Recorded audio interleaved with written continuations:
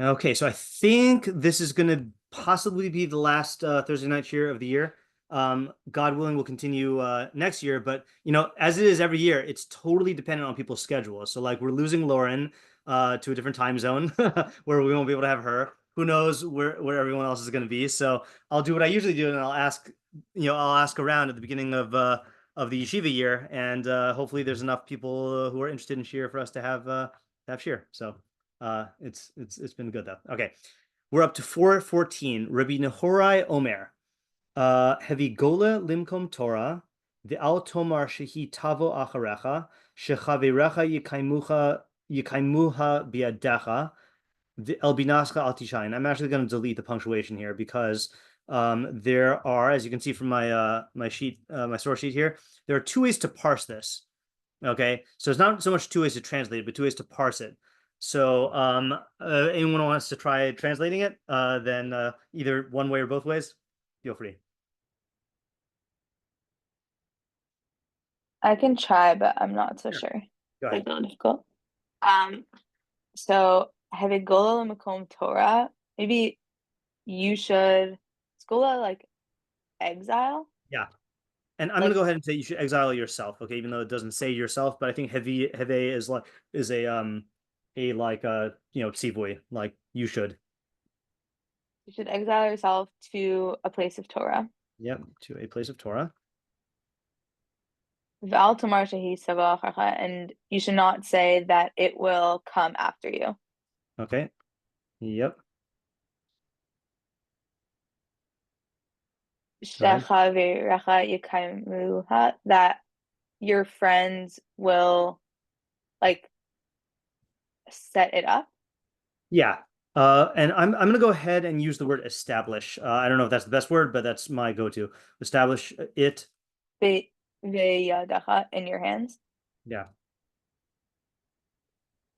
They'll be and to your understanding. Okay, and on your understanding, do not rely. Yep. And I'm going to go ahead and just quote this because it's Mishlei Podcast, and do not rely on your understanding. Okay, so that is Mishlei 3:5. Okay, so the way I heard Ayala say it is you should exile yourself to a place of Torah, and you should not say that it will come after you, that your friends will establish it in your hand, and do not rely on your understanding. So the way Ayala has it right now, I think this parsing could go either way. Does anyone know what I'm alluding to when I say it could be parsed in two different ways? And I'll give you the hint, which is that the word it's not even the whole word, she, is going to be two ways to go there. Yeah, Ayala? Maybe is it qualifying or like adding on to what you shouldn't say, that it'll come after you and your friends will establish it, or it's like a separate cause that like.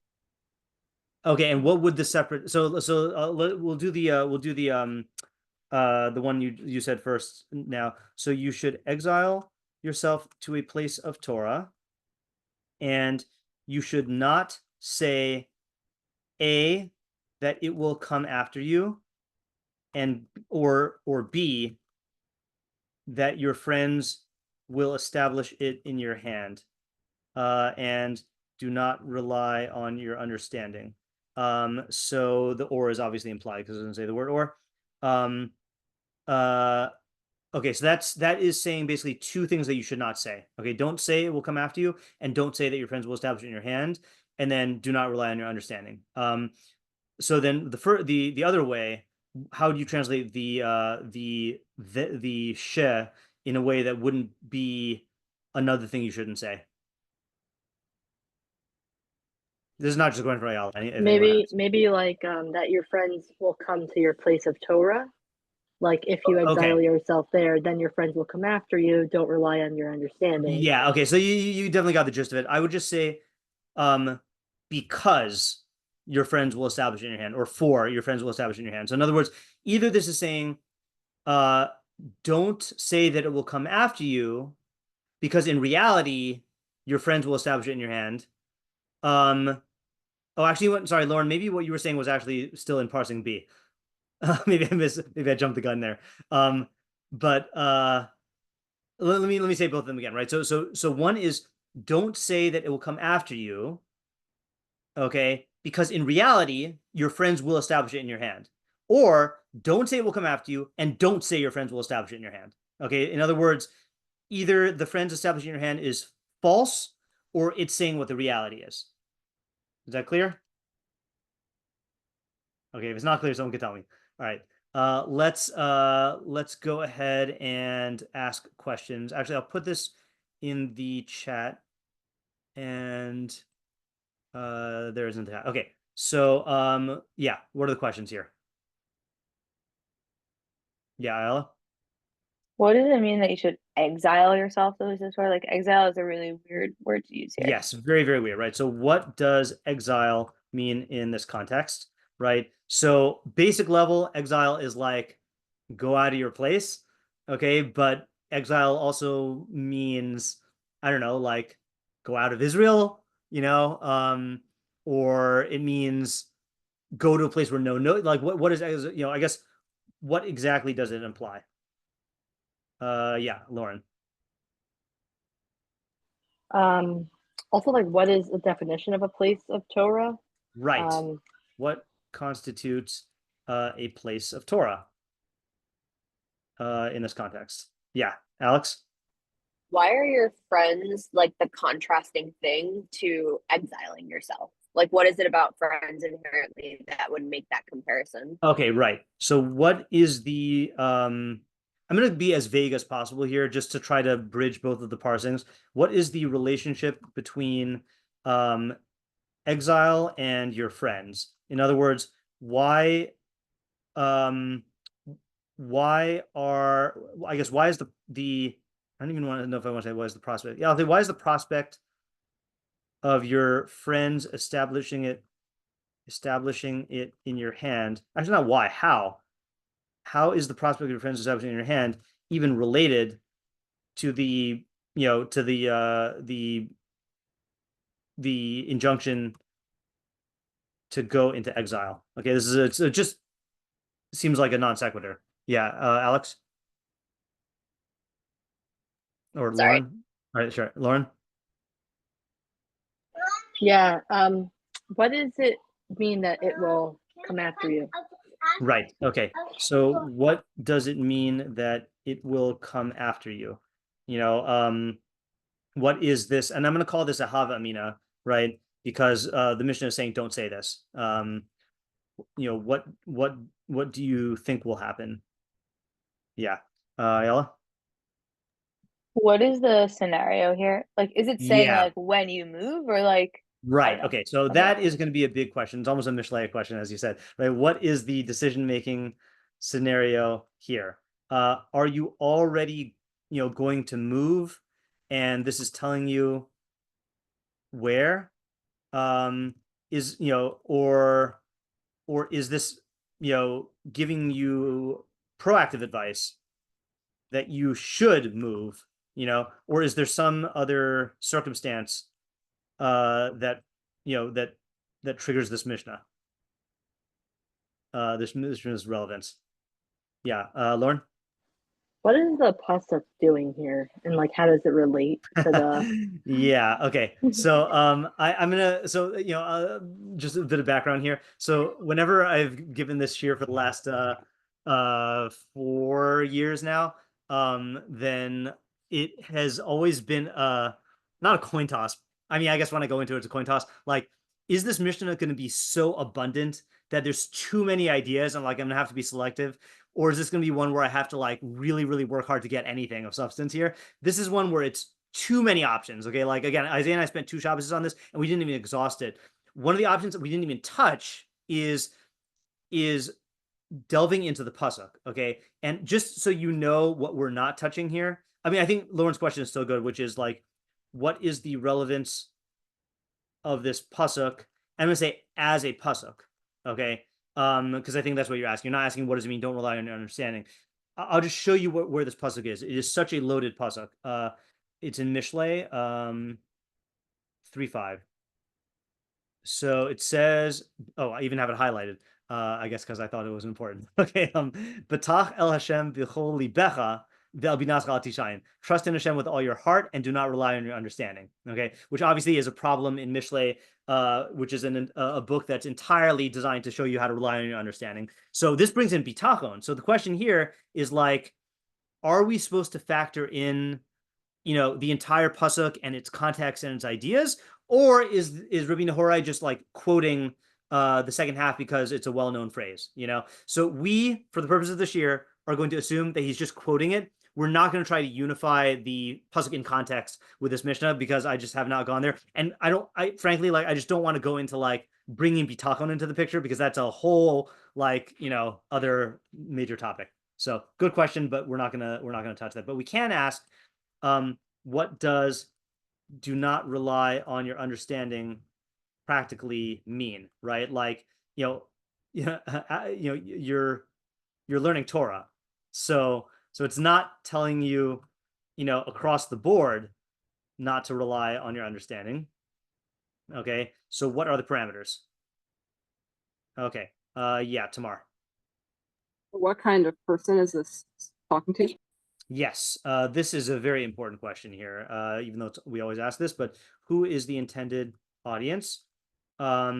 Is this a, chassid in training / judge / talmid chachamim, or is this every person or some other kind of audience?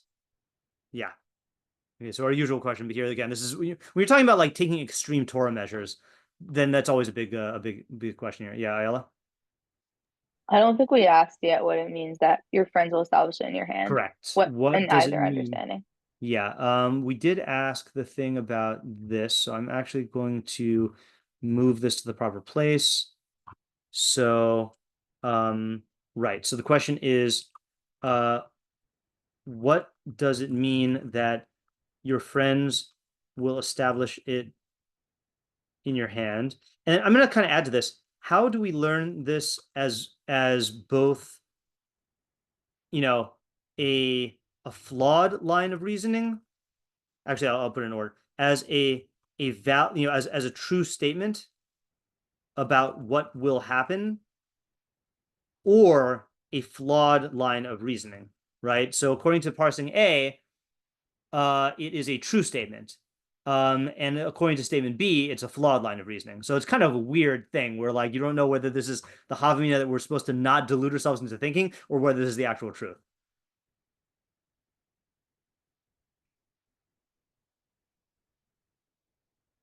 Okay, I'm going to put a question in here, which, honestly, we've talked about this before, but we haven't really incorporated this into our derech, but here we're going to kind of be forced to, which is, who is Rabbi Nehorai, and does it matter for our learning of the Mishnah? Okay, so I mentioned this before. I'm just going to throw it out there. We're not learning the Rashbats tonight, but the Rashbats is the only one of the Mefarshim who consistently provides biographical info on who says each of the statements. But in general, there are statements where the Mefarshim interpret it based on who said it. So the first example, I think, is Antignos Ish Socho says, Chachamim, be careful with your word. Wait, no, sorry. Hold on. Let me just make sure I'm not.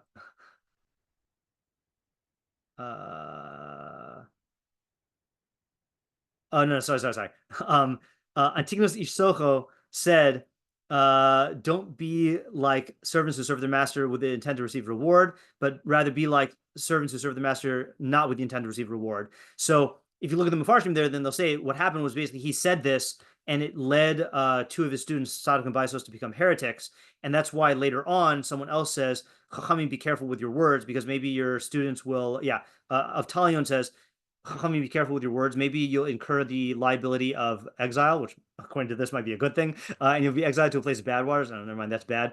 And your students will drink, who come after you will drink, and they'll die, and the name of heaven will be desecrated. So he says this about Antignos Ish Socho. So in other words, sometimes the biographical information does matter. And hint, here it might. Okay. Yeah, Alex. A question on the friends. Is the implication that these are friends in the new place of exile or in the old place you were living? That's also a good question. Right. Okay. So let's actually make a slightly broader question and then incorporate that, which is, who are these friends? Okay. And are they friends in the old place or the new place? Yeah. Okay. Feel like we're closing in on having all the questions. Okay, have you go makom Torah, v'al tomar shehi tavu acharecha, shechaverecha yekaimuha biyadacha. Okay, yeah, one more question. Yeah, I think there's one more question. Main question, I think. See if you can get it. Well, I'll get water. I'll be right back. Okay, I'm back. I think this is a question we used to ask habitually almost. Yeah, Alex? My question is the same as what you're thinking, but I was curious, like, what beyadecha means in this context, and like why in your hands and not like a different. Okay, word. that's a fair question. Yeah, that's not what I was thinking, but did we? Yeah, I'm gonna just tack that on. No, I'll put this beforehand. What does it mean for the Torah to be established in your hand? And is that particular idiom significant? Yeah, Lauren? Is the question you're thinking about, like, how is this for a chassid or? No, that is a question No. we all already ask. I feel like we got that. Oh, sorry. Yeah, I thought we had that. Okay. Yeah. So Never the question mind. I'm thinking of here is, like, to what extent are the clauses of this mishnah interrelated? Okay, now obviously here, usually we ask, are they interrelated at all? But like, are these just three, pieces of advice about exile, or is there a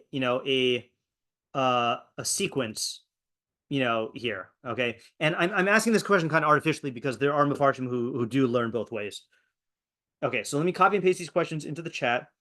And as you know, sometimes I have you try to answer first before we do the Mefarshim. Here we just have so much to do. I think it's going to be more fruitful if we do the Mefarshim and then have you analyze the Mefarshim as we learn them. Okay, so this is, I just got to change all the numbers for neuroses reasons.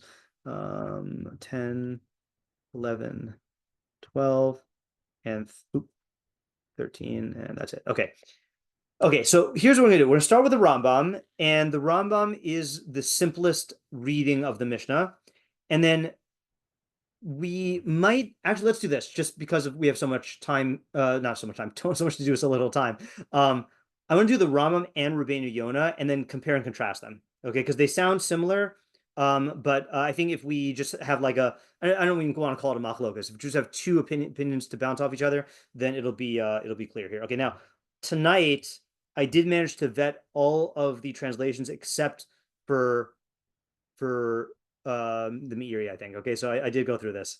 All right. Yomar, he says, Bakesh makom halimud, seek a place of learning. Ki im zulasacha yisames lecha halimud v'yiskayim. For through another person, your learning will become confirmed. I wasn't sure how to translate yisames, literally to make true, but I think like verified maybe. Confirmed is pretty good though. And endure. Al tismuch al tuvunascha, and do not rely on your own understanding. V'tomer, and say she'enecha zakuk lechaverim uletalmidim she'yorarucha. And don't say that you have no need for companions and students to stimulate you. Okay, so that's the Rambam. All right, hold that thought. Let's do Rבינו Yona. Rבינו Yona says, Nehorai Omer Havigolim Kom Torah. Shetadur b'makom sheyesh Torah harbe v'chachamim merubim. You should live in a place where there is abundant Torah and many chachamim, which is making me realize, by the way. Oh, never mind. Okay, fine. Yeah. V'al tomar shehi tavu acharecha shechaverecha yikamuhu biyadacha. And do not say that it will come after you, that your friends will establish it in your hand. Lo tisha'in al chaverecha asher halchu lilmod ki yavou v'yalamduha lacha.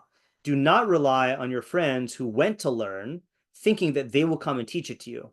Ki ata ba'atmecha tzarech legalos imahem. You yourself need to exile yourself with them, v'lirdov acharei Torah, and to chase after Torah, im tirta l'dasos, if you want to know it. Vel binaska al tishayin, and do not rely on your understanding. Gam ki tigale lemakom Torah, tigale, I don't know how to say it.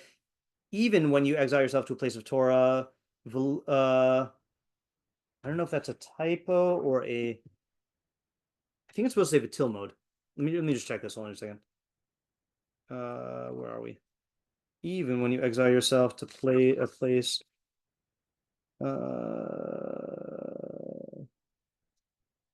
Welcome Torah. Yeah, Vitil mod. Vitil mode Vitacham. Okay, this is actually a flawed thing. Vitil mode. Til mode. What's going on? Til mode. Nope. Man, that's not working. Okay. The til mode, but techcom. Why am I think my fingers are just in the wrong place. Okay, there we go. So now I gotta change the translation. Even when you exile, no. Even when you exile yourself to a place of Torah and you learn and become wise, al tisha'in al el binascha, do not rely on your understanding. Shlotismach al svarascha, don't rely on your own reasoning. Ach ba'atzas hachachamim ta'aseh kol hamaseh, but you should do everything based on the counsel of the wise. Okay, so a lot going on here. Okay, so let's start off with what they both have in common. Okay, so let's do analysis notes. Okay, so so the question is, what do I'm going to copy and paste this into the chat. Rambam, and then I'm going to have to do Rabbeinu Yona in 2 batches. Rabbeinu Yona Hebrew, Rabbeinu Yona English. Okay, so what would you say that Rabbeinu Yona and Rambam have in common?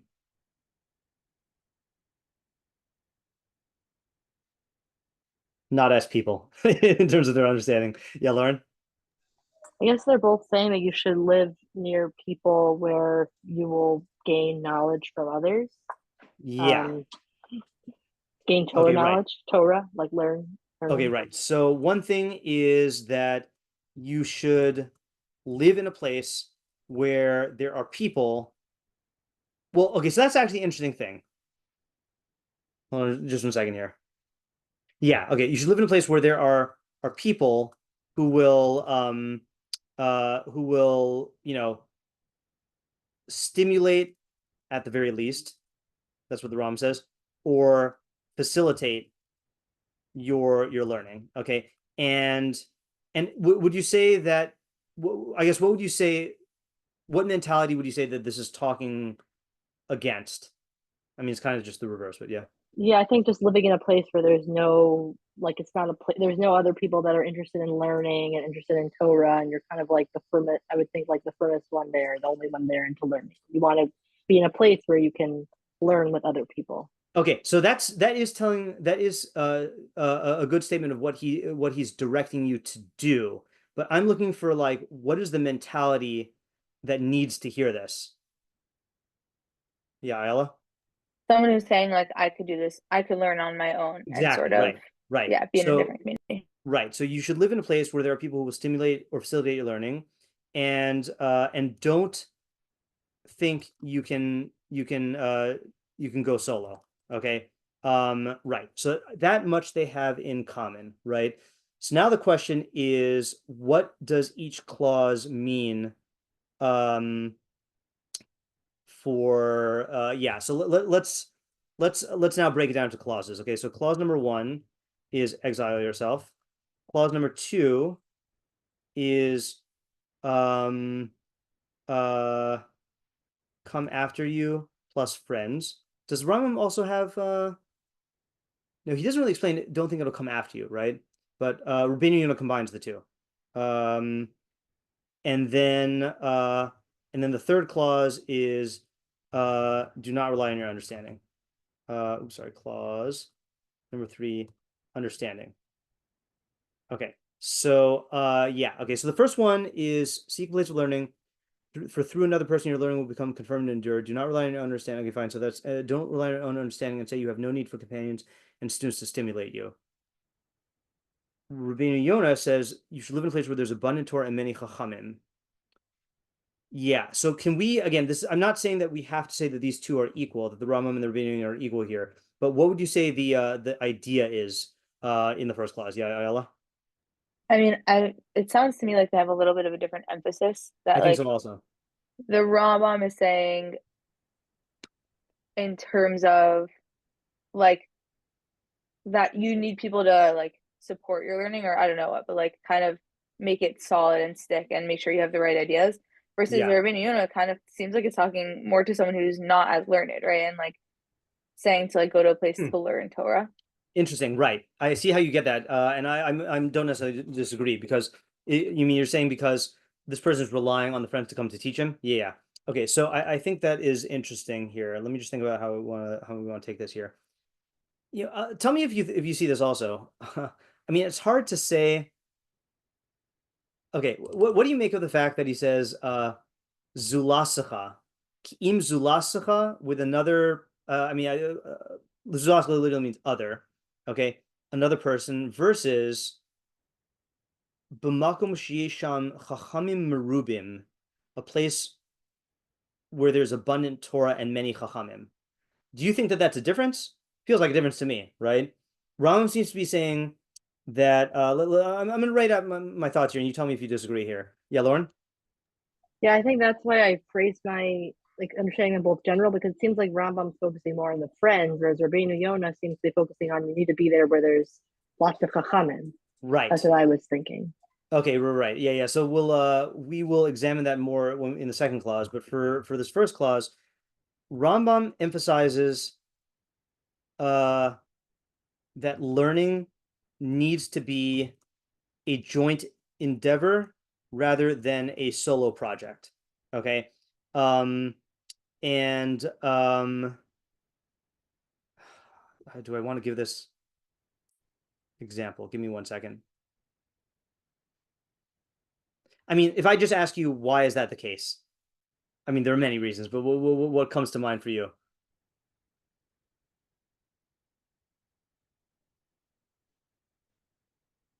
Yeah, Ayala?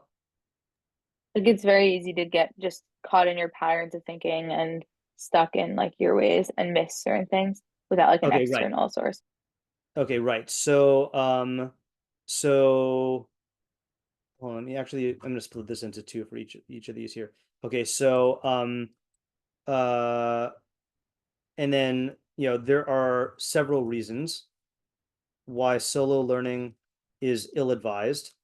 Okay, so first thing, actually, I'm going to put this first just because the Rambam says it, is don't say you have no needs for companions and students to stimulate you. Stimulate is not the best word, but shiur to rouse you. So what do you think he's saying there?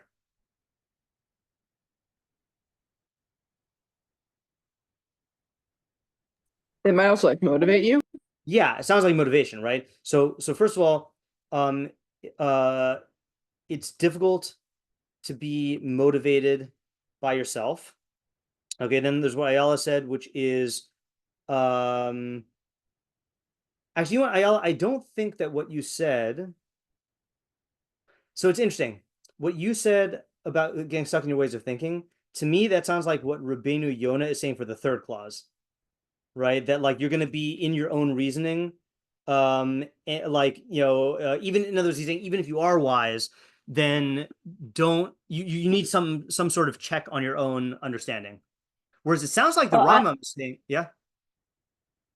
I was just where I was getting that from the Rambam is yisames, whatever however you pronounce it. Yeah. I thought it was saying that like kind of you could end up with a false belief because you don't have like an external. Yeah, I hear that. Okay, fine. So I'll put that there in the Rambam's terms. It's difficult to be motivated by yourself, or to arrive at the truth, whether because your own mind, I guess because of the limitations of your own mind, because of the limitations of your own mind. I think Yekaimucha also Viskayim. So any speculate? Actually, I will call him tomorrow. She's been waiting. Yeah, tomorrow. Sorry, I had that before, but now I'm don't know what it was for. I'll lower my hand. Okay, fine. Sorry. Yeah. So what do you think he means by yiskayim? It'll endure. You could just say that, like, you see, in other words, I was tempted to say that he's saying that you basically need other people to learn, and then learning endures, but it sounds like it's two separate things. Yeah, Ella? It reminds me of the parak that we did about learning by like a meal or something like that, that like kind of social discussing ideas Yeah. socially turns into reality, A, and also B, then you'll be able to practically implement it or whatever with other people. Okay, I think that is those are both good candidates here. Give me 1 second. These Cayenne. Yeah, all right. So I'll write down what you said here. Still will be motivated or drive with the truth, or for your Torah to endure. Okay, because in the absence of people to discuss it with, and to, like, help make it real to you. Okay, fine. So these are, this is there's all these Gemaras about learning alone. But I think this is good for now. Okay, so that's the Rambam. Now, what about Rabbeinu Yona? How is he learning the first clause? That's different. I mean, again, there's similarities here. Lauren, I think, is correct in that the next clause makes it sound like we're talking about someone who's not yet learned.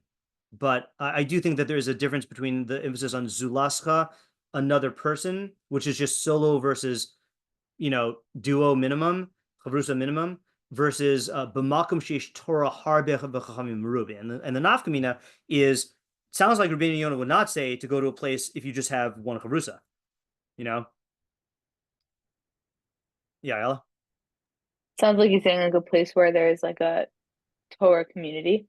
Yeah, it sounds like a community. Right. Right. So he's saying, so Rabbi Yona is saying, emphasizes that you need a Torah community. Okay. Presumably for the reasons the Rambam said, but also, anyone want to quote a Rambam in the Mishnah Torah that will explain why you need a community? Yeah, Ellen knows what I'm talking about. Yeah. So I'm not going to quote it, but because because Hilchos Deos 6:1, our values are shaped by the people around us, and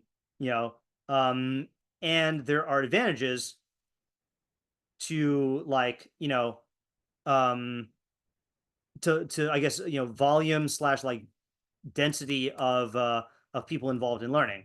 Okay, I mean, I can speak about this coming from a community that is, filled with lots of chachamim, is that, like, here, like, you really can't go anywhere where you're not going to be encountering discussions about Torah and Chachma, in our community. So, like, it's whereas, let's say, like, in a community with only a few chachamim, you have to position yourself within that community to make sure that you're with them. But here it's like there's Torah all around, Okay, I think it takes care of clause number 1 and the differences, unless anyone has anything else to say there.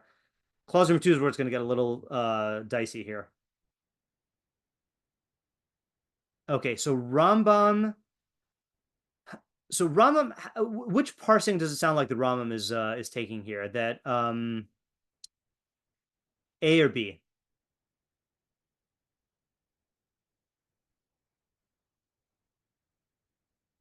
Did you paste the Rambam in the chat? Sure. Did I not do that? I did put the Rambam in the chat above the Rabbeinu Yona. Oh, sorry, I missed it. Thanks. Yeah, that's okay. Sounds like B. Rambam saying B? Okay, I was gonna say it sounds like A. Yeah, I also thought A. Yeah. So the way I'm reading it is the Rambam is saying, exile yourself to a place of Torah. Don't say it will come after you without friends, because it is your friends who will establish it in your hand. Or exile yourself to a place of Torah. Sorry, maybe that's not the way to say it. Exile yourself to a place of Torah with friends, because it is they. It won't come after you, but it is they who will establish it in your hand. In contrast to Rabbeinu Yona, who says, don't rely on your friends to bring it back to you, you know? So I think that is a difference here. But feel free to defend the other position if you want. So Rambam goes with parsing A, okay? That says, exile yourself to a place with at least, one chacham, or I guess one chavrusa, okay? And don't say it will come after you in your current place without a chavrusa. I think we can infer that, okay? Because it is your friends who will establish it in your hand. Okay, I think that's the way he's parsing it. But Rabbeinu Yona goes with parsing B, okay? Exile yourself to a place with many chachamim, okay? And don't remain in your place, in your current place without chachamim, and rely on your friends to bring it back to you and teach you, okay? Yeah. Okay, so now the question we have to ask here. So that's another similarity between the Rambam and Rabbeinu Yonah. It sounds like they're both talking to someone who is currently in a non-ideal Torah place.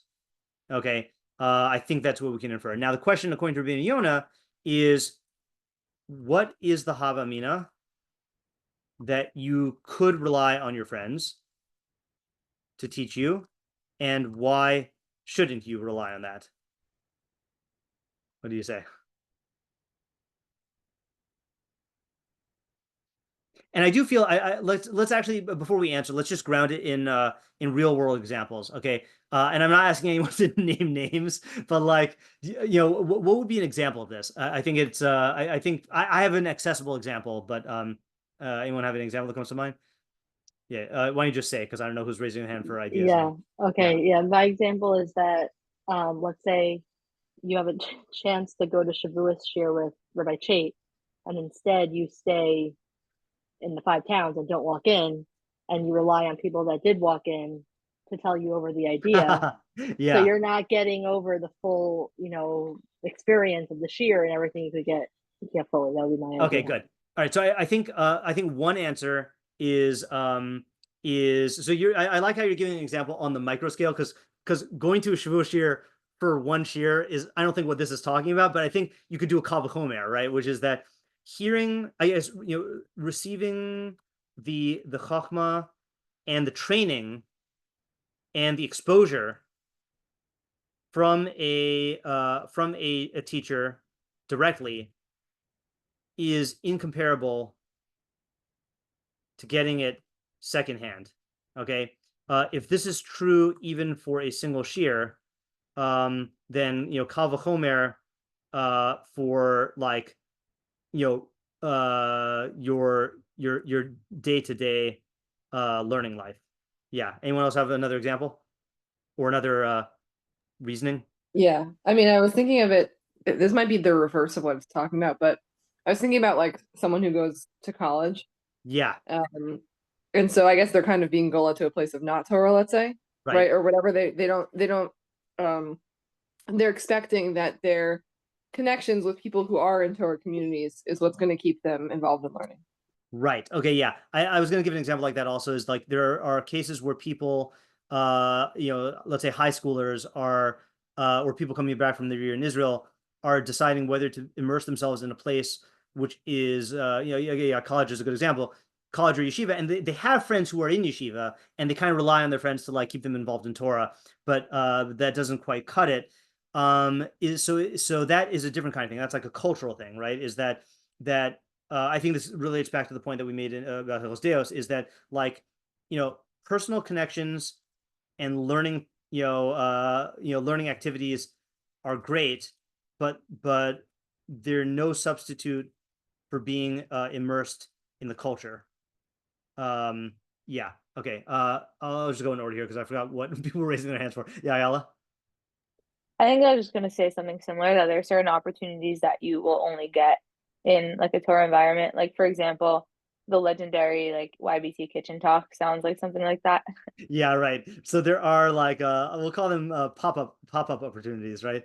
Pop-up opportunities, opportunities that like, or like kitchen talk, post shiur talk is another one, right? Where like, the recording turns off, and then people talk,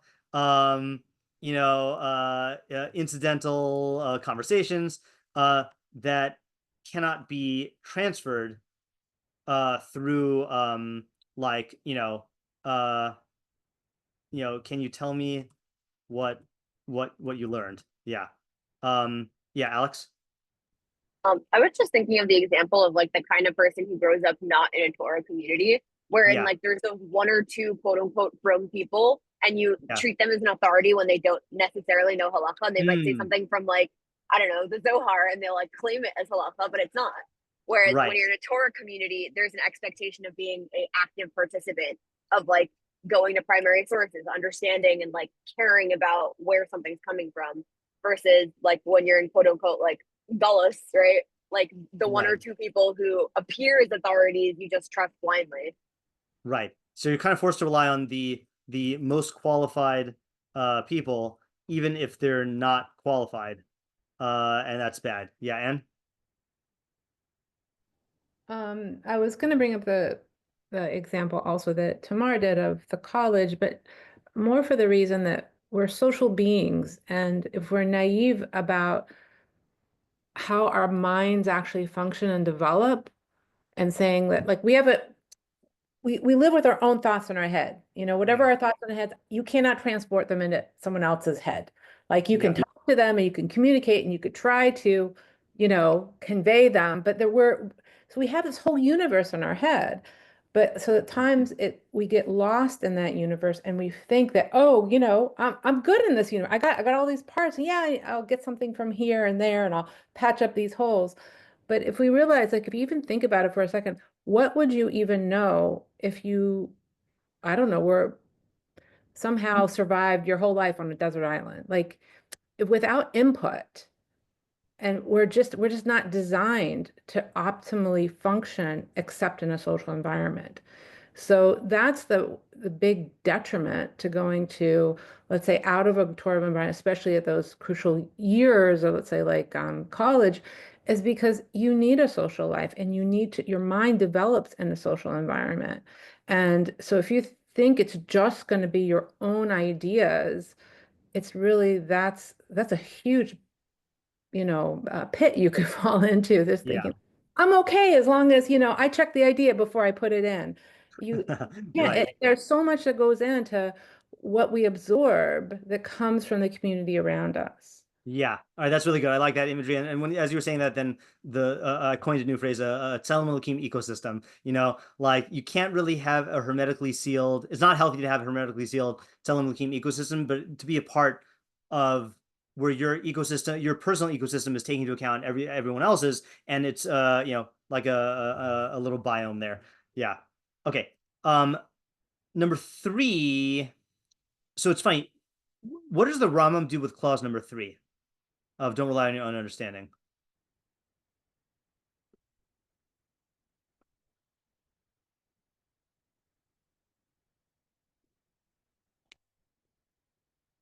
Yeah, Tamar?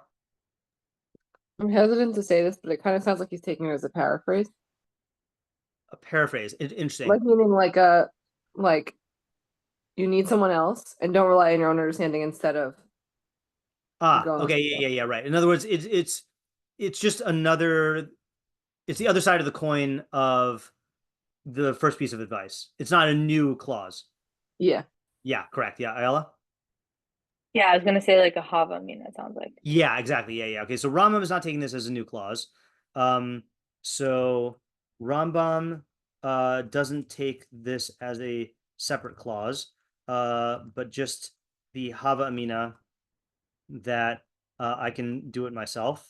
Okay, but then Rabbeinu Yona. So what Rabbeinu Yona does with it is interesting. Okay, so it's very clear what he's saying, right? And we kind of touched on this earlier. Is even if you are wise, don't rely on your own understanding.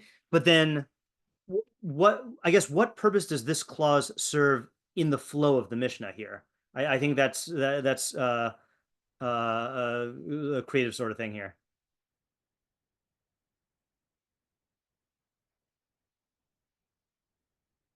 And you notice he puts it in terms of the third clause is talking to a different audience. It's saying, even if you follow the advice in the first two clauses, then, so on the surface, like, well, what is this doing here then? Yeah, Ayala? Sounds like you're saying it's not just enough to be in a Torah environment, but you have to be like placing yourself also intellectually in the Torah environment, meaning like kind of subjugating your, I don't know, like actively learning from them and not just doing what you want there. Okay, yeah. So I think you're on the right track. I think I can unify it even more. Anyone have any other ideas? Like, I think you're correct in terms of what this person is inclined to do.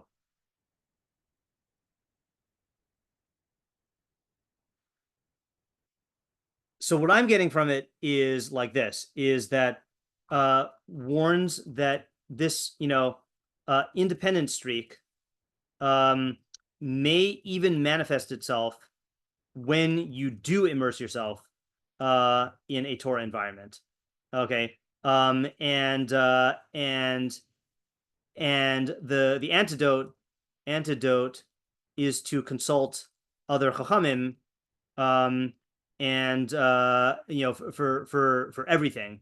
I don't think he literally means everything, like that would be ridiculous, but err on the side of consulting chacham for everything. Or if you want to take him literally, what he says, for every action, taseh kol hamaseh, then when it comes to action, you should definitely consult that. So I think the through line here is that the entire Mishnah is about this feeling like I could do it alone. So one mistake is that I don't need other chachamim. Second mistake is, okay, I need other chachamim, but like I can get as much on my own from them. I can extract it from them if they bring it to me, and I don't need to actually go and take the leap. And then the third one is, even when I'm in the realm of other chachamim, then I could still, I don't need to consult other people, And I'll tell you, by the way, like this third one speaks to me because, and I'm not going to say that it's because I don't have bad midos, but I am in a community of Torah, but, simply because, okay, let me put it this way. Okay. And this is not a woe is me type thing, but like, there are a lot of people in our community who have other jobs, and like they are at work and then their learning is b'chavrusa in the base midrash or whatever, For me, so much of my work is preparing for shiurim and stuff like that, and teaching. So I'm not living the 6 days of my week in the community of the chachamim that I'm living with. I get that on Shabbos, or when I consult them, but I'm learning on my own. I have my chavrusas obviously, but I'm saying like I am in a community of chachamim, but it's not automatic is the point I'm trying to make here. It's like you do have to actually go and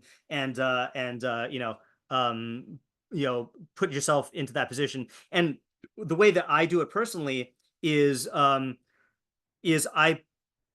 posting everything publicly and having people knowing that there are, dozens of other people, many of whom are chachamim, listening to it and then messaging me and giving me feedback and reading my articles and commenting on them, and then whenever I have questions, asking them on my places in social media where there are tons of chachamim. So I have to substitute for it because I'm not in the flesh talking in the base midrash every day. So there are other ways to do it. And by the way, this is actually a question I meant to ask here, which is how, if at all, do the applications of these principles change in the information age? Okay, so for example, for me, I can not rely on my understanding by posting a question in my Ask the Beis Midrash Facebook group and getting dozens of people and engaging in conversation. But that does not substitute for the social need of being around chachamim. For that, I actually do need to be in this community here. So it's just interesting how it plays out. Okay, I think we've got a lot from the Rabbeinu, Yona, and Rambam. Anything on these before we move on? Okay, so we're going to read Rashi, and then we're going to interrupt ourselves. Okay, so Rashi says like this: Rabbi Nehorai ze Rabbi Elazar ben Arach al shem shahaya manhir pnei chachamim b'halacha nikra kach. So this refers to Elazar ben Arach, who was called this name because he illuminated the faces of the sages in halacha. Okay, so Nehora means light. So that's the pun there, that he illuminated their faces. Okay, now Rabbi Elazar ben Arach is mentioned earlier in Pirkei Avos. Okay, he was one of the students of Rabbi Yochanan ben Zakkai, and Rabbi Yochanan ben Zakkai would praise all of his students. And the praise for Rabbi Elazar ben Arach is he was Mayan Hamizgaber. He was like a wellspring that kept on getting stronger. Okay, so one of these great Chachamim. Okay, but there is a tragic story that happened to him, and that's what we're going to read right here. Okay, so this is the Steinsaltz translation. Rabbi Elazar ben Arach, this is on Shabbos Daf Kuf Mem Zayin Amud Beis. Rabbi Elazar ben Arach ikla lahasam. So Rabbi Elazar ben Arach went there. So it was talking about this place, which I don't know. I guess these are the modern names: Phrygia and Deyamset. Deyamset sounds like a stop on the LIR. This is the train to Deyamset.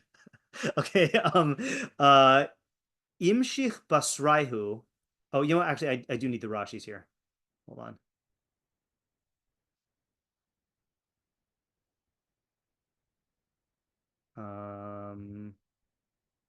Or maybe I just need the Gemara before this. I think I just copied to. Okay, so what happened? Here we go. So Amar Rabbi Chalbo, Chamra de Frogyasa Umaya de Diomset Kipchu Aser Sashvatim Yisrael. So Rabbi Chalbo said the wine of Phrygia and the water of Diomset deprived Israel of the 10 tribes. Okay, so what does that mean? So Rashi says, I think it's Rashi. Yeah, so Diomset was a Shem Hanar Shememav Meluchim. It was a river whose waters were salty. That's interesting. Oh, I get this right. Yeah. And I think the thing was it's like the Dead Sea, like medicinal or whatever, you know. And this says here in the Steinsaltz, because the members of these tribes were attracted to the pleasures of wine and bathing and did not occupy themselves with Torah, and they were lost to the Jewish people. Okay, so it's basically like Lahavdil. It's like Las Vegas. It was like a resort town. Okay, so what happened? So Rabbi Elazar ben Arach went to Phrygia and Deyamset. Oh, you know what? I think I forgot to copy a bunch of stuff. Okay, I might have to look somewhere else. Iyakar Talmude, okay, and his learning became uprooted. He forgot his learning. Okay, Ki Hadar, when he came back, when he came back, Ki Hadar Asa, I think when he returned, Kam Lemikre B'Sifra, he got up to read from the Sefer Torah, I guess the Kriyas Torah. Ba Lemikre HaChodesh Hazeh Lachem, he tried to read the phrase HaChodesh Hazeh Lachem, Amar, but he read it as HaCherish Hayal Libam. Okay, so like he mixed up the resh, the daled with a resh, and the chaf with a bet, and fine, and he got the vowels wrong, right? So on the surface, it sounds like he was like he became illiterate, you know. I did see an explanation, I forgot where, that said that that it was like a Freudian slip, that Hayalibam, their hearts became deaf, that he like accidentally was talking about himself, that like his heart became deaf to Torah or something like that, you know. Then what happened? Bo Rabbana Rachme Ale v'Hadar Talmudis, and then his friends asked for mercy for him, and his learning came back. Okay, so V'hainu ditnan, and the Gemara says, and this is what was taught in the Mishnah in Avos. Rabbi Nehorai Omer Havigoli L'Mukum Torah Al Tomar Shehi Tavu Acharecha Shechaverecha Yekemu B'Yadecha Al Binas Al Tishayin. Tana, it was taught Lo Rabbi Nehorai Shemo Ella Rabbi Nechemia Shemo V'Amri La Rabbi Elazar ben Arach Shemo. Okay, so it's a machlokes. Who is this Rabbi Nehorai? Is it someone else altogether, Rabbi Nechemia? Or is it Rabbi Elazar ben Arach who this whole thing happened to? V'lama nikra shemo Rabbi Nehorai sheman here einei chachamim b'halacha. Okay, so So the point here, so what's interesting about this is that Rashi points this out, okay? According to this, and the Gemara entertains the possibility that these two mishnayos should be linked, or these two sources should be linked. So I guess the question is, before we even read Rashi on our Mishnah, how does the juxtaposition of these two sources change our reading of exile yourself to a place of Torah, and don't say it'll come after you, that your friends will establish it in your hand? Like, what do we learn from the lesson of Rabbi Elazar ben Arach, if that is Rabbi Nehorai?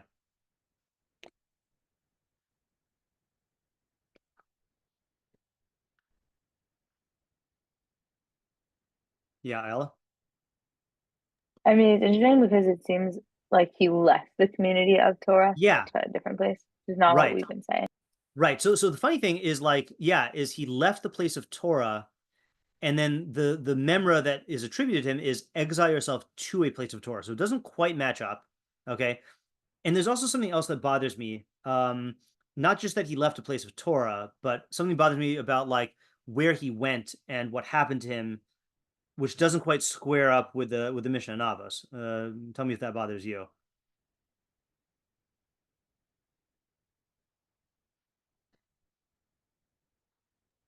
Yeah, I mean, Ella? Oh, yeah, Lauren? no, y'all can go. Two things. One, I was going to say that it's not just that he left from a place where there wasn't Torah, but it seems like it was specifically the opposite. Like it was like a bad right. Like what would have happened if he went to a place without wine and this water?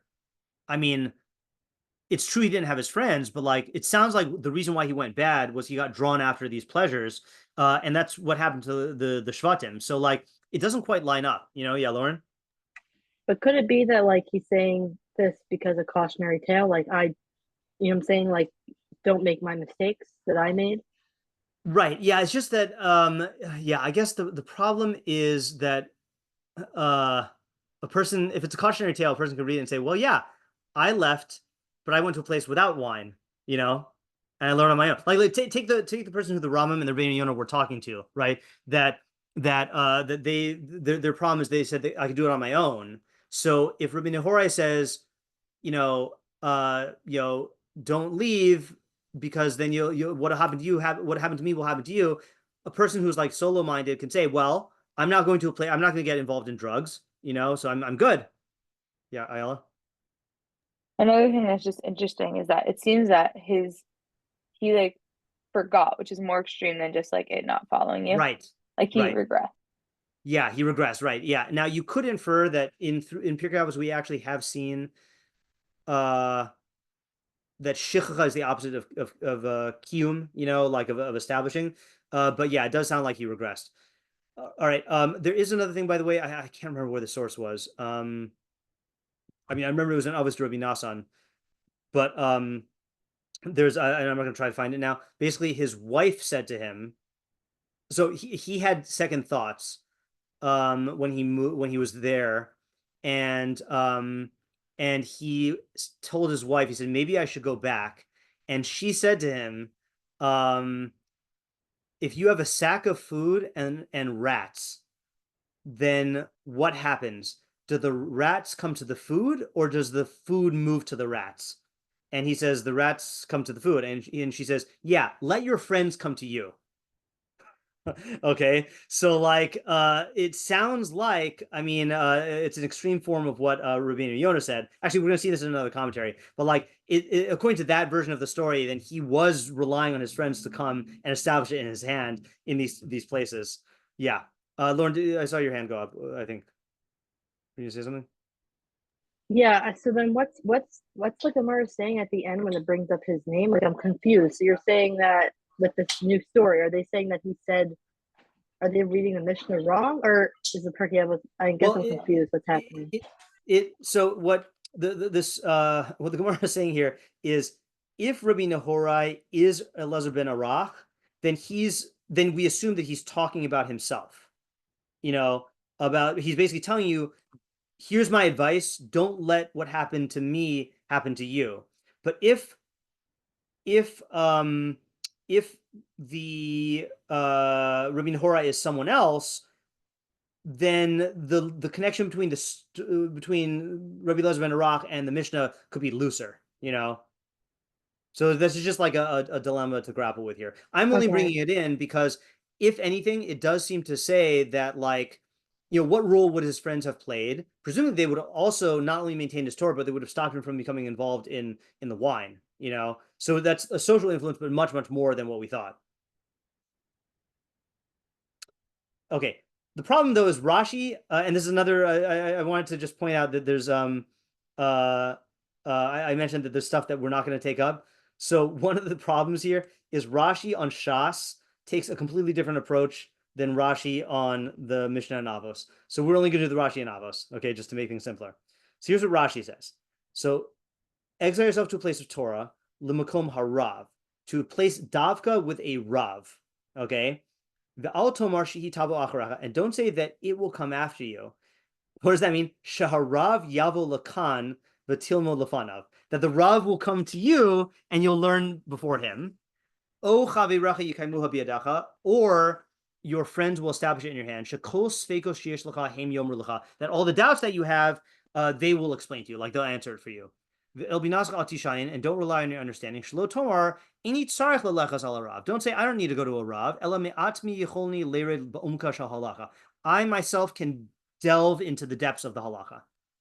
Okay, so just to summarize here, so summary is clause 1, go to follow your rav. Okay, no, that's ambiguous. Okay, go to a location with your rav. Okay, clause number 2 is don't assume, or I guess don't rely on him to come to you to facilitate your learning. Clause number 3 is don't rely on your friends to resolve your doubts. Okay, which, by the way, I was gonna have this as a question. Why do you think he? I guess what's the relationship between?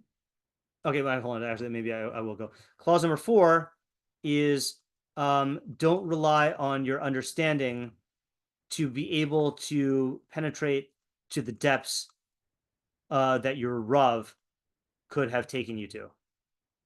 Okay, so one of these things is not like the other on the surface, which is the friends resolving your doubts. Okay, so can we unify this with the rest of the clauses according to Rashi? I mean, it's no secret. Rashi makes this all about the Rav, right? But yeah, Ayla? I don't think your friends can be a replacement for the Rav. Exactly, right. So if you look in Pirkei Avos, I just forgot what parak. Was it the first parak? Yeah. Rabbi Gamliel in 1:16 says, "Aselecha Rav, make a Rav for yourself, v'histalik min hasafe, and get out of doubt." Okay, so don't rely on your friends to resolve to. So I'm going to say to resolve your doubts, thereby substituting for your Rav. Okay. Now, okay, so this is very different than the Rambam and Rashi. Or sorry, Rambam and Rabbeinu Yona, right? This is all about your Rav. Okay, so the question here is, what's the main idea, and then what are all the clauses? I mean, the main idea obviously has to do with, like, you know, you need a Rav, right? But like, you know, can we get a better idea of who this is talking to, or what the mistake is?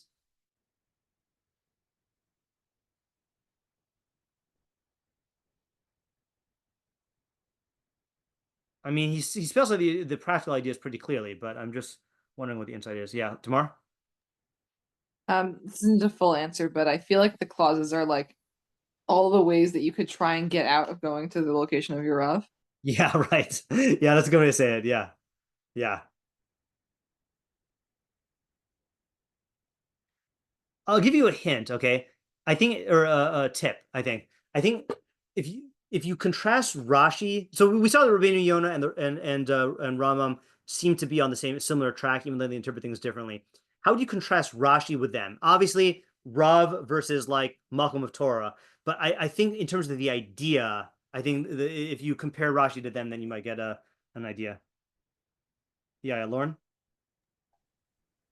I mean, maybe it's like the important, like I'm thinking of the Mishnah about Seilecha Rav, how you should have like a Rav for yourself. So Yeah. he seems to be saying like you need to make your own Rav that you follow, whereas the other ones were kind of saying like for your own learning, be in a place with Chachamim or be in a place with a good Chavrusa. But here he really seems to be talking about subjugating yourself to Correct. a specific Rav. Okay, good. Yeah, I think I'm going to say the same thing. I'm trying to put this in the most precise terms possible, so we might need to workshop it. Yeah, Ayala, you want to say? Just another way to say it, like another aspect is like, I think Rabbeinu Yona and Rambam are focusing on like learning as like a social phenomenon, and so like make sure you have that piece. But here is not focusing on the social aspect per se, more of like specifically the Rav. Okay, good. Yeah. Okay, so I'll tell you the way I'm going to put it. Okay, and then we can see if we can incorporate your ideas or if your ideas are different. Way I'm thinking of it is like this. Give me 1 second.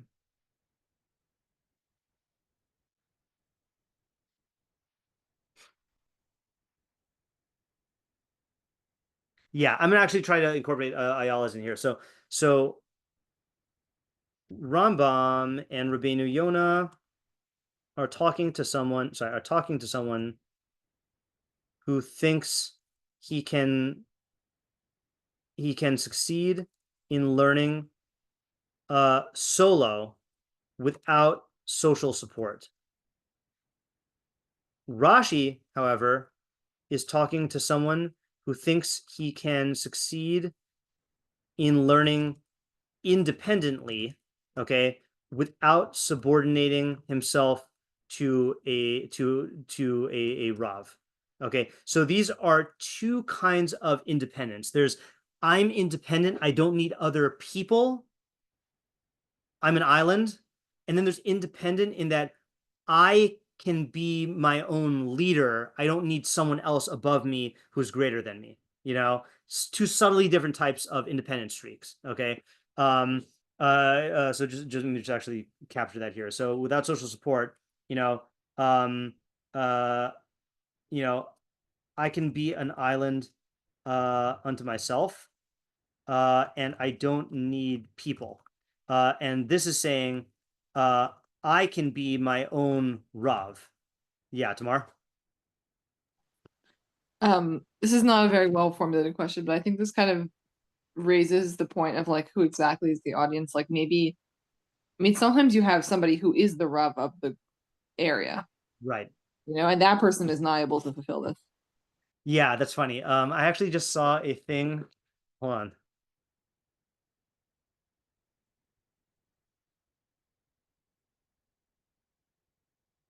I was reading from the Taste of Torah book of Rabbi Moskowitz's teachings that Rabbi Marshall Gisser published, and there is a section that's short enough for me to read. I think I bent it down. And he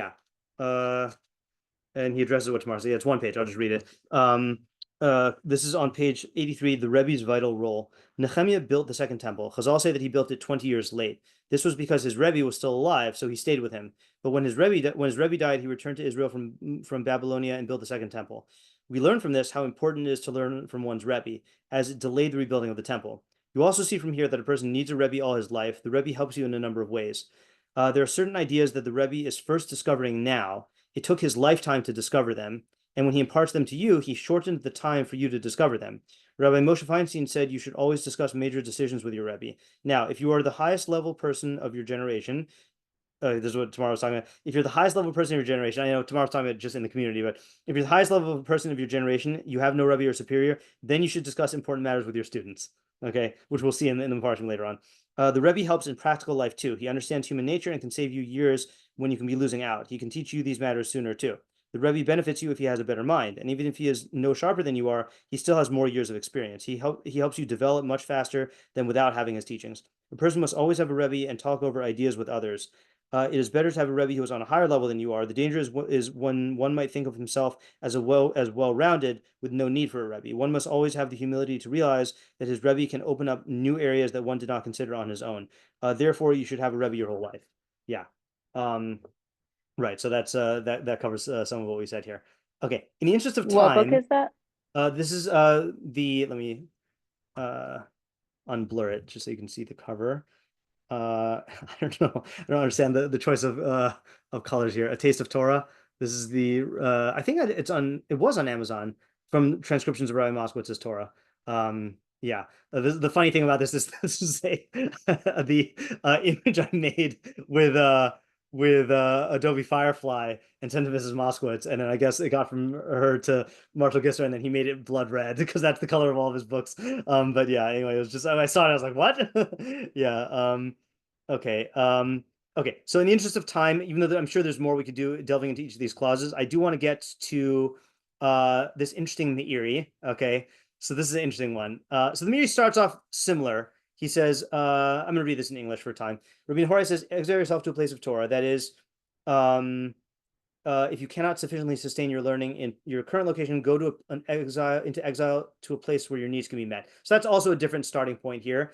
The most clear starting point, he says, if your Torah needs are not being met, then exile yourself. Okay, but there's no inherent need for exile.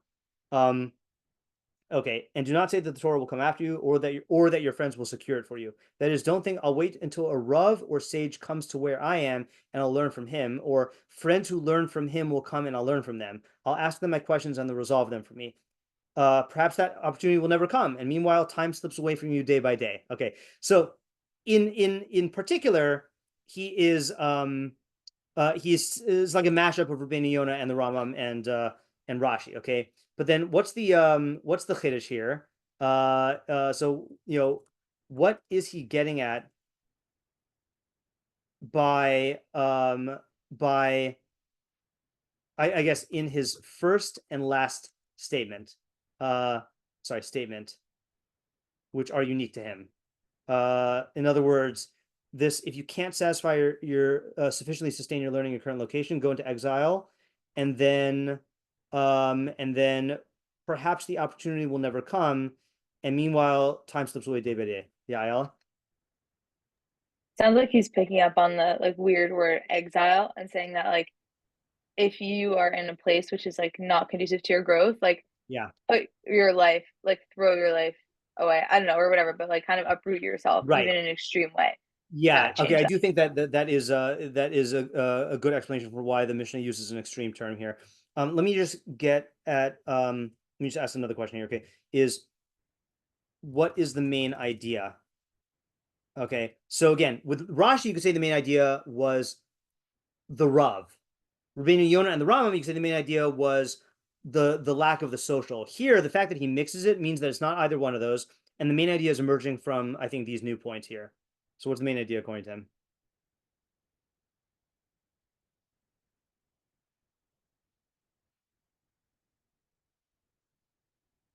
Yeah, Lauren? Maybe the actual location, the actual place. It has to be a place where you feel like you're doing well in learning. So if not, then go to a different place, I guess. Okay, yeah, that's true, but to me that is too similar to Rabbeinu Yona, I think. Yeah, Ayala? Maybe he's saying be proactive. Yeah. Okay. Why? Because it's not just going to happen naturally. Don't think your friends will come or your teacher will come. Okay, so I think this is a big thing. Okay, and this I think can relate to any of us, even those of us who are living in a Torah community. Okay, so if your learning needs are not being met, do not remain with the status quo and assume that things will magically change. Okay, the reverse will happen. Okay, things will continue to deteriorate unless you take action. Okay, and I think this is really, really big, and it's natural that your environment will likely change, and you will change. You will find yourself in situations where your Torah is not giving you what you want it to give you, and you need to change things up. And there's a part of you, whether it's the laziness of wanting to avoid immediate conflict, or whether it's the attachment to the familiar, or whether it's the practical difficulty of changing stuff. You're gonna want to tell yourself, okay, I'll just wait a little bit more. We'll finish out the year. No, you need to take dramatic action. Yeah, Tamar? I was just gonna ask, in your opinion, how would you know whether or not you're learning needs are being met? It's a great question. Ask your Rebbe. I mean, that's a good answer, but how would you know? I mean, okay, I mean, I'll give you the answer that I've given before, not to this question, but to many questions. So pardon me if you've heard me say this before, but great advice is Tim Ferriss. I don't remember who he's quoting. Introduced this idea of an energy audit. Okay, and the way he said it was, go take your calendar. Okay, the last month, assuming you have a calendar like that, you have like what you were doing every day, and go through it and ask yourself about each activity that you did. Okay, did this add to my energy? Did this energize me, or did this deplete me? Okay, so if it energized you, do a green check, and if it depleted you, do a red X. Okay, then step back, do this for every day in your calendar of a month, and then look back at your calendar and ask yourself, like, is my day-to-day life involved in activities that are depleting or activities that are energizing? And if they're depleting, then something's got to change. Now again, you could disagree with that advice. I wholeheartedly agree with it. And for desperation reasons, I don't know how I could live if I was just living a life that depleted me. And so I would say apply the same thing to your Torah. If you find that you are needing to drag yourself to your learning or force yourself to do it, or like you're hoping your chavrusa cancels, or you're checking the clock to see when your learning is done, or you just don't like learning anymore, then I think something is wrong with your learning. Your learning needs are not being met. That's what I would say. And it requires honesty. And again, I'm not talking about having a bad day of learning, or even a bad week, or even a bad month. I'm saying like if this is a perpetual problem, then I think that's the best way to know. There's probably better answers than other answers, but that's Thank that's you. how That's very interesting. Yeah. Okay, so that's the first part of the meeting, but the part I want to show you is this next part. Okay. Don't say, I did not vet this translation, by the way. Don't rely on your understanding. Do not say any tzarach rav v'chaver. I don't need a rav or a peer. So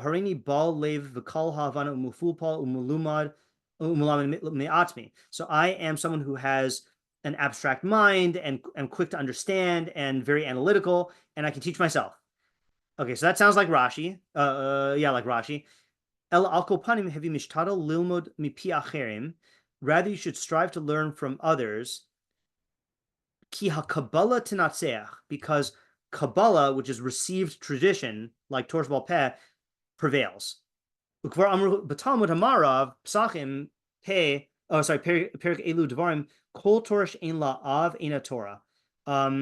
It says there, any Torah that does not have a father is not a Torah, which means a father meaning like a source of Torah Sheba'al Peh. Okay. Like we explained earlier.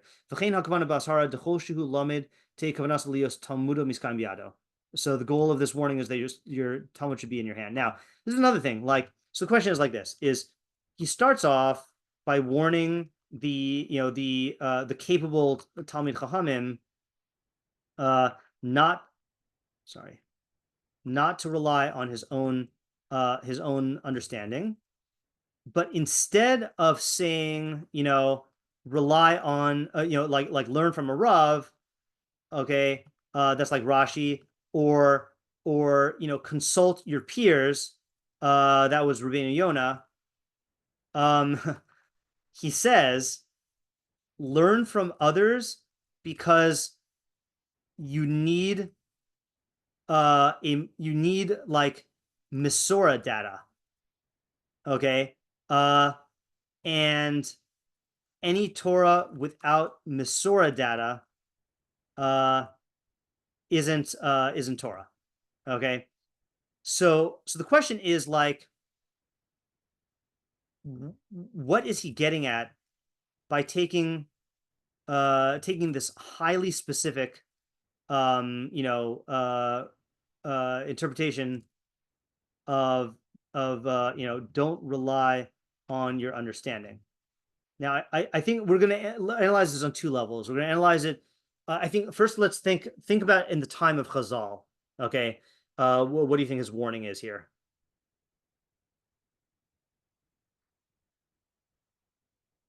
And by the time of Chazal, I mean like think about how Torah Sheba'al Peh used to be learned.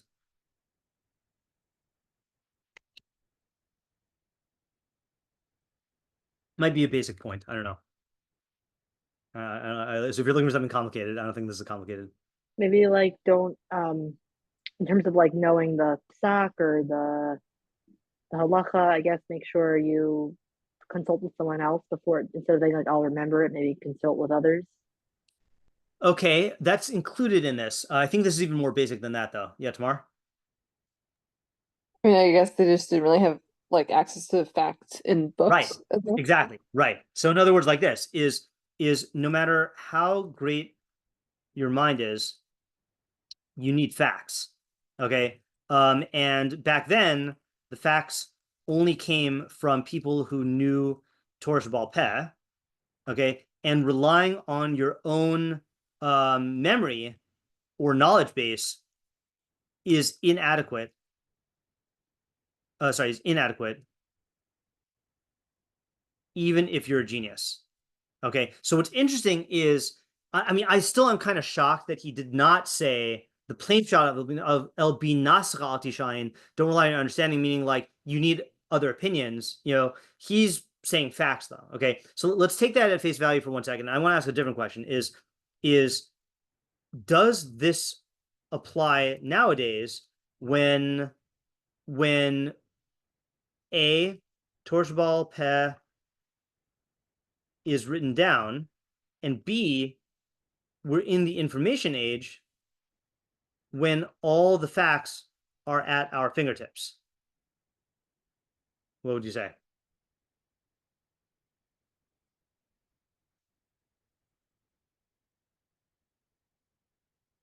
I mean, let's put it this way. Certainly, you're not going to run into the same problem of like, you know, if you're a Talmid Chacham on your own back then, you are literally only confined to the facts that you have in your head.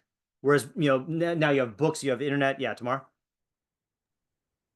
I think it's a little bit hard for me to exactly articulate this or like argue for it, but I think there is still something that you get from learning from someone learned that is not in the books. Okay. Yeah, I agree with you. Can you either describe or give examples of what you mean?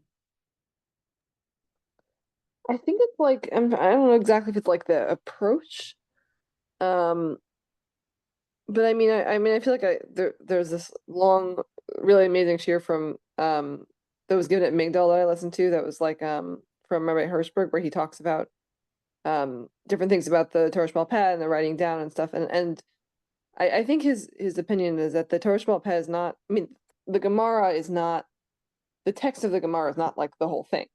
You know, it's the, I don't know, scaffolding that lets us have a tradition. Right. Okay, yeah. So think, yeah, that's not a specific answer. I mean, I think like yeah, it's hard for me to say. Okay, yeah. Yeah, Ayala?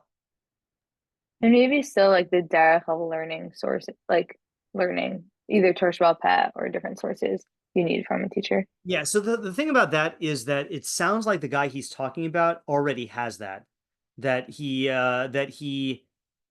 is an abstract thinker who is quick to understand, and he is maful Paul, like he's analytical. So I'm going to assume that he already has that, and the emphasis is, and I also think if he meant that, he would say like you need a Rav, you know, not that you need the Kabbalah from people, and any Torah that doesn't have the Kabbalah. Sounds like he's talking about the information itself. Yeah, Anne? Oh, sorry about that. I'm gonna put my hand down. Sorry. Okay, sure. So, yeah, Ayala? Maybe even if you could understand like a specific text, like you're not going to fully understand it unless you have like a larger picture of like the system that it fits into, and that you may not necessarily have on your own. Okay. All right. I definitely hear that. So I'm going to push it further. So then why can't you just like, you know, open the Sfarim and learn it? Well, you have to learn everything. Like there's a certain understanding you can only get when you know how all, like in the larger picture. where like you see how this plays into something else. Okay, like I'm not something disagreeing with larger. you in principle. I guess I'm just wondering, like, are you gonna, in other words, why do you need other people for that? Or are you saying that you could get it from like learning on your own just with all the information? Like, in other words, from what you're describing, I would say, like, okay, so let's say I make a siyum on Shas and I finish the Mishnah Torah and learn all the Mefarshim. So like, couldn't I get that then? Yeah, tomorrow. This is still not very specific, but I think maybe like somebody who is already learned can give you a framework that comes from the whole picture. But maybe if you start with like, I don't know, let's say you just started reading, I don't know, the Gemara from the beginning. By the time you're halfway through, you probably have like wrong impressions that you've built up that you could be interpreting correctly if you had someone to guide you who was more experienced. Okay, so that's possible. I think that that answer and somewhat Ayala's answer are more focusing on like developmentally, you need other Chachamim or a Rav to be part of your development in order to have this proper full framework, which is one way that you could take the Rabbeinu Yona, sorry, you could take the Meiri that way. I don't know. For me, I'm just caught up on these terms here that Kabbalah prevails and any Torah that doesn't have a father, which again, father means like, i.e. any Torah that is not rooted in accurate Masorah data is not Torah. To me, it's just such a informational interpretation, like focus in his interpretation that like I'm not satisfied with your answers. Anne? So when we talk about, you know, like you were talking about things, everything's available on the internet, but we all go out on the internet and know that even when we've all fallen into the pit of like, oh my gosh, I read this amazing thing, and then other dimensions and context, and all of a sudden you're like, okay, that didn't make sense. But even in a very much deeper way, even when we talk about Torah Shval Peh, it was a loss to write it down, right? Because it wasn't meant to be learned that way, right? And okay. There is, and it's not just so I'm with the right expert who teaches me, but as your mind develops, there are things that you're kind of ready to, or when you do go down those paths that, you know, let's say could really kind of take you away, right? For whatever reason, either, you know, kind of screw up your thinking or just take you out of your learning or whatever it may be. But like, that was the point of the Torah Shval Peh it was to be in this dynamic environment with other people. Right. Okay. I think that's the answer. So I the way Isaiah put it is that like even if you have access to all the Torah data in the world, it doesn't mean you will access it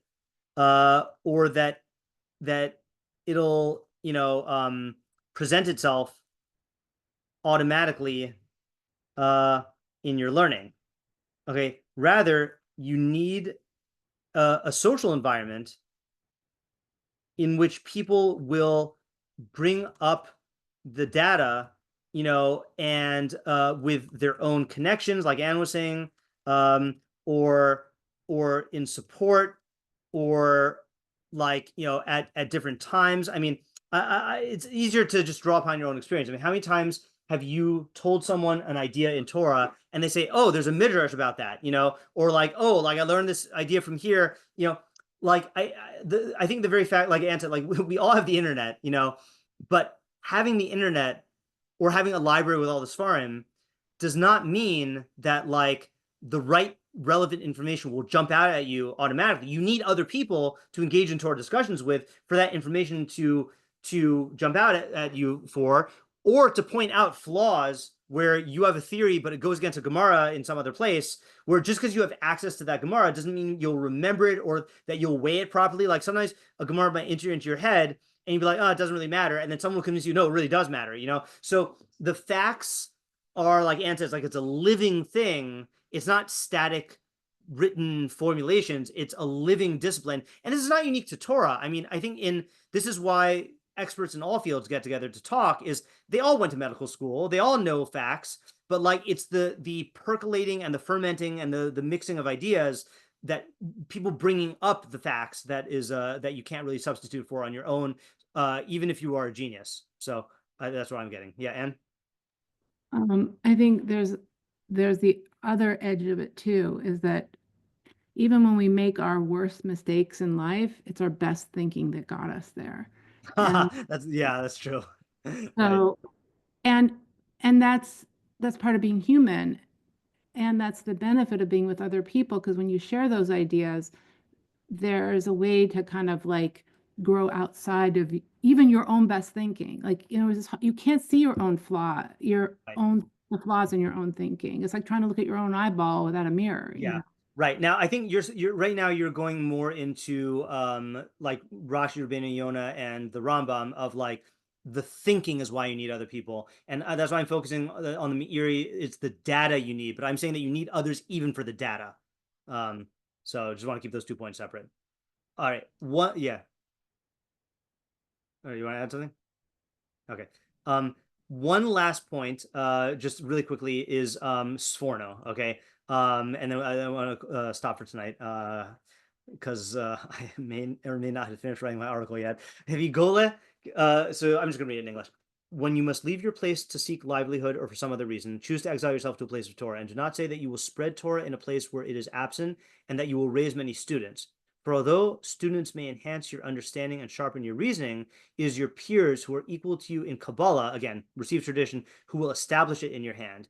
Your students cannot do this, and do not rely on your understanding to sustain your learning without peers. For sometimes what's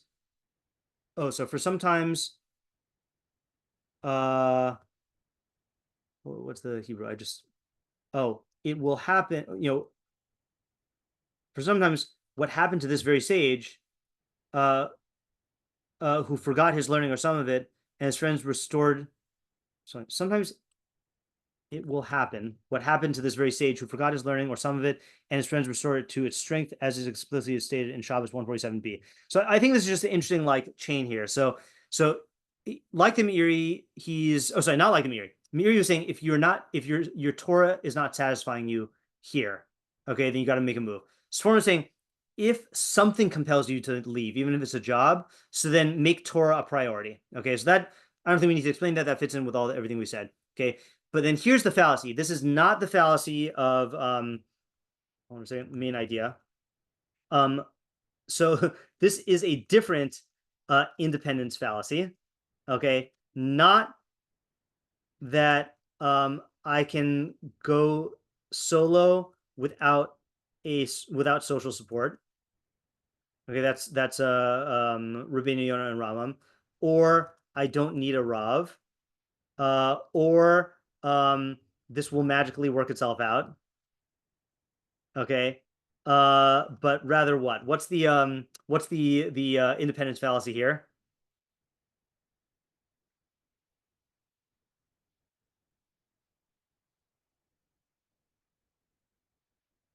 I can create a Makom Torah, okay, by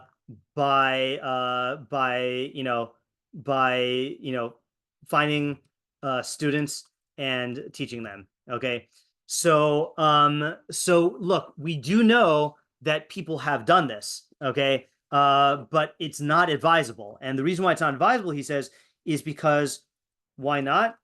Because you need your peers. Okay. Now he says that you need peers who are equal to you in Kabbalah.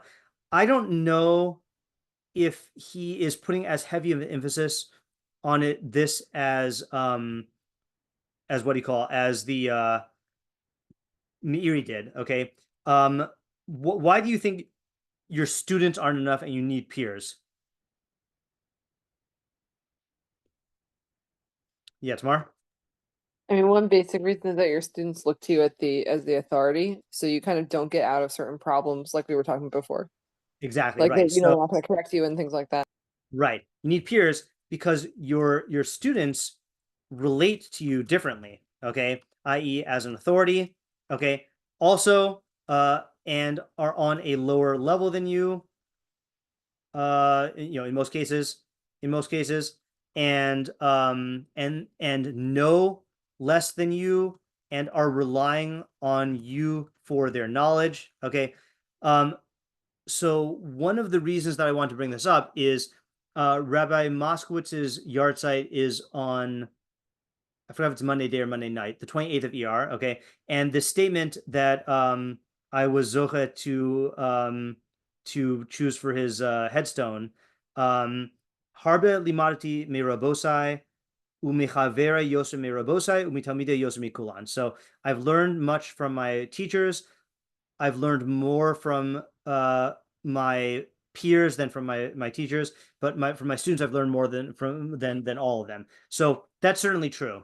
Okay, but it would be a mistake to look at this in a purely quantitative way. Okay, because it's true that you learn the most from teaching, but you get stuff from your Rav that you could not have gotten from anyone else, and you get stuff from learning with your peers that you can't get from anyone else. Okay, and it's what Tamar said, and I actually think that the first part, I'm just gonna, since this is the last Pirkei Avos shiur maybe of the season, I got to shout out my Pirkei Avos chavrusa Isaiah, okay, because one of the challenges that I faced with at several points in my learning life with finding a chavrusa is that I'm fine learning with individual talmidim, but it's different kind of learning because it's learning with talmidim.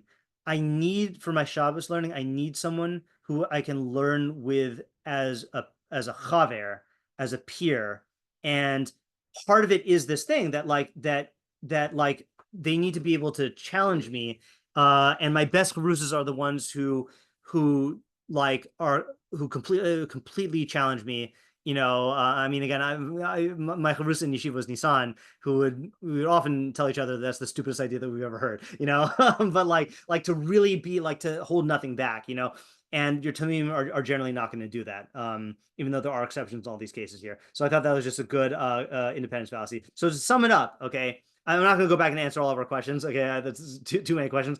So the common theme here is don't fall prey to the independence fallacy. Okay, so you have you have a Rבינו Yona and the Rambam who hold that this independence fallacy is that learning can be a solo activity, but no, you need a community and other people. And they had a slightly different different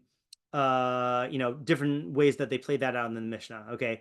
And Rבינו Yona had this point of even when you're in the community, you can still have this idea of I can do it myself. All right. And that's not good. Oh man, I really want to give this example. Okay. I'll be vague about this. There was a time, I'll just be vague about it. Okay, there was a time when someone spent Shabbos in our community here who was a brilliant thinker, not only brilliant thinker, but very knowledgeable. Okay. But he was an autodidact. Okay. He was self-taught. And in fact, I asked him or someone else asked him, where do you learn, he was advanced in philosophy and everything like that. Where do you learn all this stuff? What yeshiva did you go to? And his response was no yeshiva is going to teach you this, and we kind of looked at each other and said well, we got one yeshiva that teaches us this, and it was clear that he was leagues ahead of his peers and he was brilliant. Okay, but then I heard, and this is secondhand, I heard that when he learned with some of the people in yeshiva, it was clear that he was not used to having peers who questioned him at every step, who were equally capable as him. He was used to having lectures where he would tell over ideas to an audience, and that's the thing that is amazing about this is he was brilliant and he had the Masorah, he had the data, but he did not have that experience of having peers who were questioning him and challenging him and developing ideas with him, and it was a deficiency, at least from the limited perspective that we had. So that's Rבינו Yona and the Rambam. Rashi has this idea of I don't need a Rav, and the answer is no. You always need a Rav. You always need to have your mind subordinate to someone else who is greater than you, for all the reasons Rabbi Moskowitz mentioned and more. You have Meiri, who says the idea of, well, you have the Gemara that says, your friends don't just help you with your learning; they also prevent you from falling into wine and bathing resorts. Okay, and then losing your Torah and misreading Chodesh Zelechem. You have the Meiri, who says first that when your Torah is not working out, you need to be proactive and change. Change is not going to happen automatically, and every day that goes by, you're losing more and more. Then this idea as well that don't think you could be independent of facts. You need the facts, and you need chaverim for the facts, because you need that hive mind is the wrong word. You need the diversity of the marketplace of ideas to like bring up like new connections and new data and new points and contradictions, because you can't navigate it on your own, even if you have all the information at your fingertips. And then you have Sforno, who has this other independence fallacy of, I can create my own Malkam Torah. The answer is no, you can't. Even if you set up Talmidim, they're not going to substitute for your Chaverim, who have the same capability as you and don't relate to you as an authority. So I think this is a very practical, to answer our question, who's this for? I honestly think this is for many people, depending on where they're at in their learning. But a lot of these ideas, I think, apply to all of us in different ways. And look, we are in an age where we can have a Zoom share, where we don't need to be in the same physical location. You can have Chaverim. I mean, all my Chavrusas, except Isaiah, are thousands of miles away, so thank God we live in a world where you can have these Chavrusas that you're not even in the same, place with. In fact, this Sunday, then Yehuda Israf is giving Sunday shir, and on halacha and the molad and astronomy, and he pointed out to me, we exchange voice messages every Friday and talk about a lot of stuff. And he pointed out to me, he said, the last time we saw each other was actually before COVID. He said, we have not had a phone conversation in years. It's just that it's all voice messages, which is a very interesting thing, but we both felt like, okay, yeah, phone conversation would be nice, but like we've sustained this great like chaver development relationship just through voice messages. So like I am very thankful that we live in an age with so many remote capabilities. So that's all for tonight. Any other thoughts on the topic? Well, just that, like, I do think about this idea of like Chabad, they send Jewish people everywhere. Right. That's a good point. And they really have amazing, like, in terms of their kids stay within the fold, like they build these own communities. And, right. And also there is this like idea that I feel like I heard Rabbi Roof say that it's important for a rabbi where he go, like, they have rabbis that go to out of town communities and they make a Kiddush Hashem. So there is a role for that also, but it's like a balance between your own needs versus, I guess, Jews.